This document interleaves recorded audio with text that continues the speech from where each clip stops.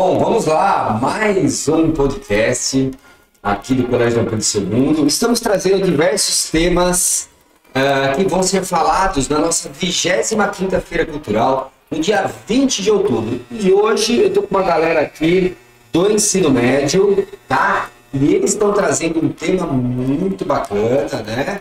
É o Dom de Machado, certo? Certo. Nossa, esse tema é bem cultural, né? Histórico.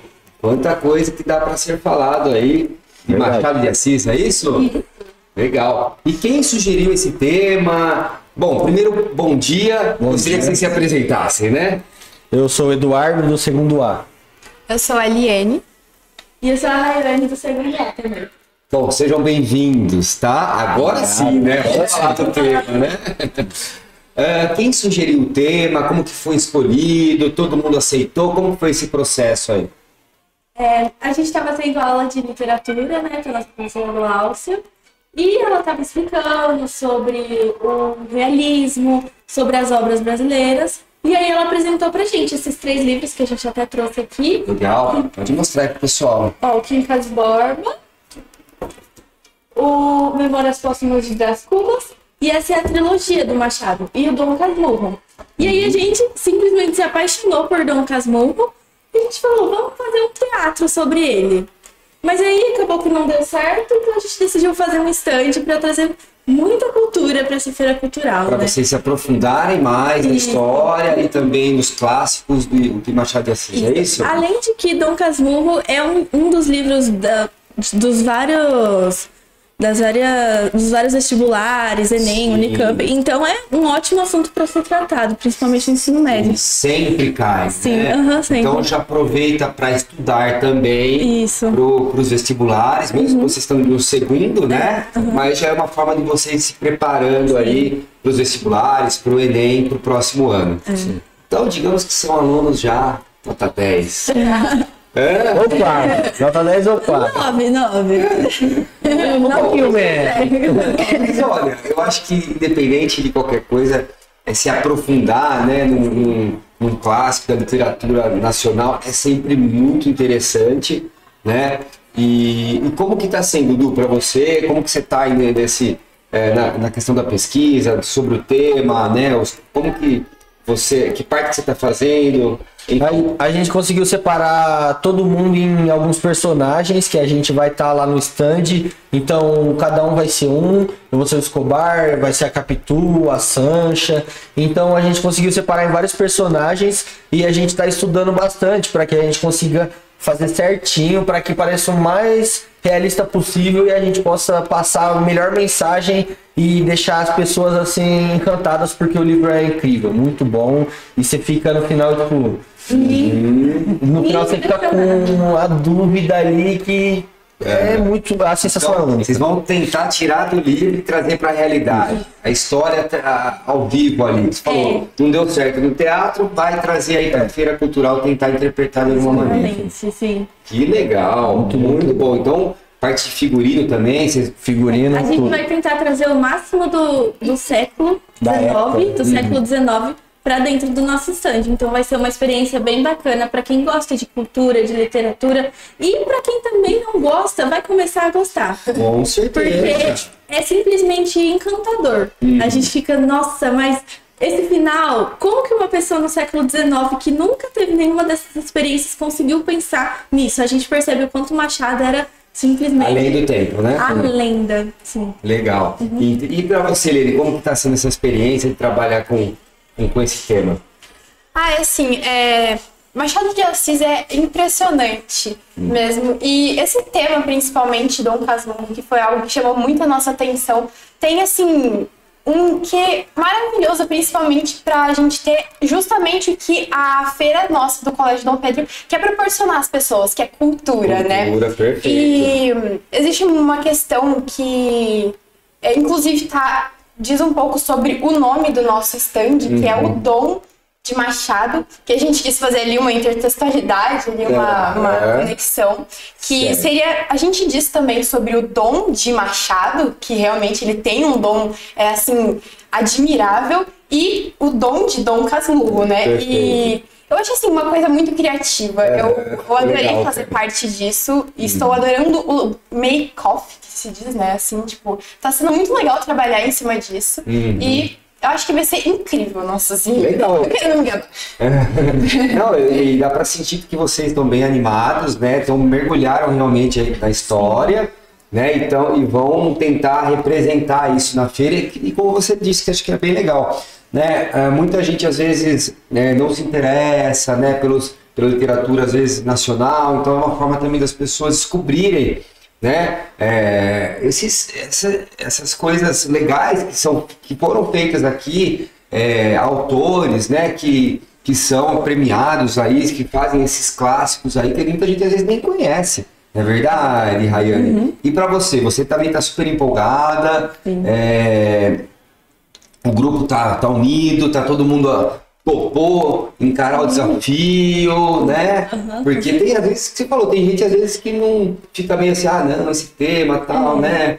Às vezes quer escolher um tema fora da disciplina, né? Enfim, mas não, vocês mergulharam de cabeça literalmente aí na literatura, dentro de uma disciplina, né, que vocês têm aqui no colégio. Mas está sendo prazeroso, então. Muito, tá sendo muito. Além de que a professora Glaucia está auxiliando muita gente em relação aos livros, porque é da disciplina dela, né? Certo. Então, principalmente que a gente é da turma de humanas, então tudo tem a ver com o nosso tema, né? Mas Legal. O pessoal gostou bastante quando a gente falou. Tinha todo mundo ficado muito empenhado para fazer o teatro. Certo. Mas aí acabou que não deu certo, então todo mundo jogou toda a ansiedade pro stand e tá sendo um trabalho bem legal. Eu acho que é a primeira vez que a gente vê, assim, trabalhar um tema como esse. Sim, Né? não é muito comum, Não né? é comum, né? Estamos aqui estreando a cultura na feira cultural. E é muito legal isso, né? E tem alguma curiosidade que vocês viram da história dele, da biografia dele? Alguém viu alguma coisa nesse sentido? Ou vocês estão mais focados no livro, na história do livro? Não, a gente acabou que, querendo ou não, você vai conhecer o Machado de Assis por ele ser um cara, um escritor tão genial. E ele tinha uma coisa que na época não era comum. Ele era negro e de classe baixa. Então, tipo, ele era pobre e negro. Então, naquela época, ele era muito, tipo... Sofria muito. E aí ele era tão bom, que ele conseguiu furar a bolha. E é algo impressionante, assim, o que ele escrevia, o como ele escrevia, de ser tudo perfeito, do começo, meio, fim, ser algo que tudo se encaixa no final. E é muito impressionante o que o próprio Machado de Assis faz, que ele é muito que ele bom. conseguiu fazer, as barreiras que ele conseguiu quebrar, os preconceitos que ele conseguiu superar. E complementando o Eduardo, ao longo da história, as pessoas também quiseram embranquecer o Machado de Assis. Fizeram várias imagens dele branco para mesmo ter esse preconceito que preto não pode fazer obras boas, não pode ser talentoso. Que coisa, E né? Machado de Assis foi totalmente contra esses preconceitos. Ele foi né? embranquecendo ao longo da história, a gente diz isso, né? Que as pinturas foram cada vez sendo mais distintas do que era a realidade, né? E justamente por ele ser um escritor incrível, que isso eles não podiam negar, que ele era maravilhoso, mas que eles não aceitavam que um negro, um preto fosse brilhante daquela forma, sabe? E a gente tem muito dessa Coisa, ainda cultura. mais naquela época, imagina, né? Como que não era o preconceito, né? As pessoas aceitarem que um negro tinha tanto talento, né? Foram querendo embranquiçar ele, né? Olha, que absurdo, né? A gente pensar numa coisa dessa. E sobre o livro, né? Acho que a gente tá todo mundo afiado aí sobre o livro também. Tem alguma passagem que você mais gostou, assim, em algum momento que te despertou, falando, nossa, agora eu preciso terminar esse livro, né? Porque é assim, né? Quando o livro é bom, a gente termina e em uma semana a gente acaba com o livro, né? A gente devora. Né? Em que momento, em que parte que te cativou aí, Rayane? Olha, no livro a gente fica preso do início ao fim, porque a gente começa com ele ali, a mãe dele, ele se apaixonando pela Capitu, que é a personagem, assim, vamos dizer, principal, junto com o Dom Casmurro, que é o Bentinho. Ele se apaixonando ali pela Capitu e a mãe dele não queria, ela queria que ele fosse padre, só que ele trocou totalmente a vida que a mãe dele estava escolhendo para ele para ficar com a Capitu. Então foi realmente um romance, uma história de amor mesmo. E ao longo do tempo eles não conseguiam ter filhos, tinham amizades, e aí envolvia amizade com os nomes, né? Que uma coisa muito interessante que vai ter no nosso stand é a relação dos nomes, que a Capitu tem um significado, Bentinho tem um significado, Dom Casmurro também tem um significado. Então, cada coisa foi influenciando para o final da obra, né? E eu acho que todo mundo sabe aqui que no final nós não conseguimos identificar se a Capitu traiu ou não traiu o Bentinho. Essa é o ênfase da história, o clímax, não sabemos. É o que todo mundo quer saber, né? E também o Machado de Assis, ele deixa características igual o olho da Capitu ser claro, o azul para ser mais verde, para ser tipo passar um ar de manipuladora, ele toma cuidado com todos os detalhes. Sim. Existe uma frase muito icônica que inclusive recentemente virou trend no TikTok, de uma frase que tá dentro do livro dele, que é olhos de cigana, oblíqua e dissimulada.